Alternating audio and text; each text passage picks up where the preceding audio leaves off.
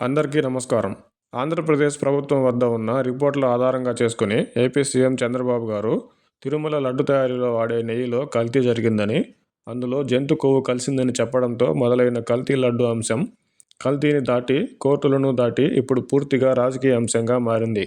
మొదటి 1-2 రోజులు కల్తీ అంశం వరకే పరిమితమైన నాయకులు మెల్లగా ఈ అంశంపై పూర్తిగా రాజకీయాలకు తెరతీశారు. కల్తీ లడ్డు అంశంపై వైసీపీ హైకోర్టుకు వెళ్లగా సుబ్రహ్మణ్య స్వామి గారు ఏకంగా సుప్రీంకోర్టు తలుపులనే తట్టారు. అయితే కల్తీ జరిగిందని ప్రభుత్వం అంటుంటే కల్తీ జరగలేదని చంద్రబాబు గారు కావాలని ఆడుతున్న డ్రామా అంటూ వైసీపీ వాదిస్తుంది. కల్తీ జరిగిందని మెజారిటీ ప్రజలు భావిస్తున్నప్పటికీ ఏది నిజమో దేవుడికే తెలియాలి. పవన్ కళ్యాణ్ గారు ప్రాయశ్చిత్త దీక్ష చేయడం వరకు బాగానే ఉన్నా, దీక్షలో ఉన్న పవన్ కళ్యాణ్ గారు కనకదుర్గమ్మ సాక్షిగా మాట్లాడిన మాటలు కాస్త అదుపు తప్పాయని చెప్పాలి. ఎందుకంటే పవన్ కళ్యాణ్ గారు జనసేన అధ్యక్షుడు మాత్రమే కాదు, ఆయన ఇప్పుడు రాష్ట్రానికి డిప్యూటీ సీఎం కూడా. ఆ హోదాలో ఉన్న వ్యక్తి కాస్త సంయమనంతో మాట్లాడి ఉండాల్సింది. అయితే ప్రాయశ్చిత్త దీక్ష చేయడం, సనాతన ధర్మంపై గట్టిగా మాట్లాడడంతో పవన్ కళ్యాణ్ గారికి అదనపు మైలేజ్ వచ్చిందనే చెప్పాలి.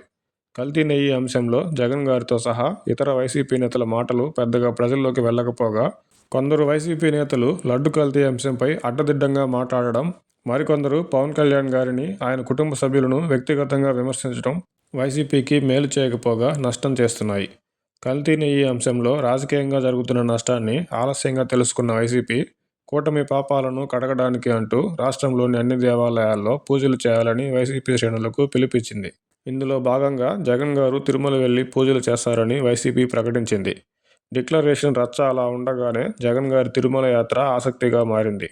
ఆంధ్రప్రదేశ్లో కూటమి ప్రభుత్వం అధికారంలోకి రాగానే మద్యం, ఇసుక, టీడీపీ ఆఫీస్పై దాడి వంటి మరికొన్ని అంశాల్లో వెంటనే విచారణ ప్రారంభించిన ప్రభుత్వం కల్తీ నెయ్యి అంశంపై రిపోర్టు వచ్చి 2 నెలలు దాటినా అప్పట్లోనే, అంటే రిపోర్టు వచ్చిన వెంటనే ఎందుకు అంతర్గత విచారణకు ఆదేశించలేదో, టీటీడీ, విజిలెన్స్ అధికారులు ఈ అంశంపై ఎందుకు వివరాలు సేకరించలేదో ఖచ్చితంగా ప్రభుత్వం ప్రజలకు చెప్పాల్సి ఉంది. ఒకవేళ కల్తీ అంశం ప్రజల్లోకి వెళితే తిరుమల ప్రత్యేకత, స్వామివారి ప్రతిష్ట దెబ్బతింటాయని భావించి 2 నెలలు రిపోర్టును తొక్కిపెట్టారని భావించినా, ఎటువంటి ప్రాథమిక విచారణ లేకుండా ఇప్పుడు కల్తీ నెయ్యి అంశం బయటపెట్టడం ఎందుకనే ప్రశ్న రాకమానదు.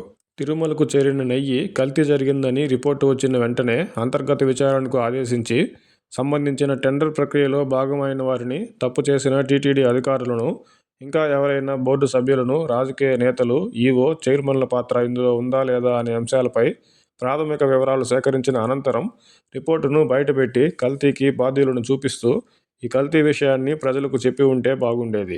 కల్తీ అంశం కాస్త పక్కదారి పట్టి పూర్తిగా రాజకీయ రంగు పూసుకోవడంతో రాజకీయంగా ఎవరికి మేలు, ఎవరికి నష్టం అనేది పక్కకు పెడితే ఈ కల్తీ అంశం కాస్త భక్తుల మనోభావాలను దెబ్బతీయడమే కాక ఏడుకొండల స్వామివారి ప్రతిష్టను ఎంతో కొంత తగ్గించే ఉంటుంది.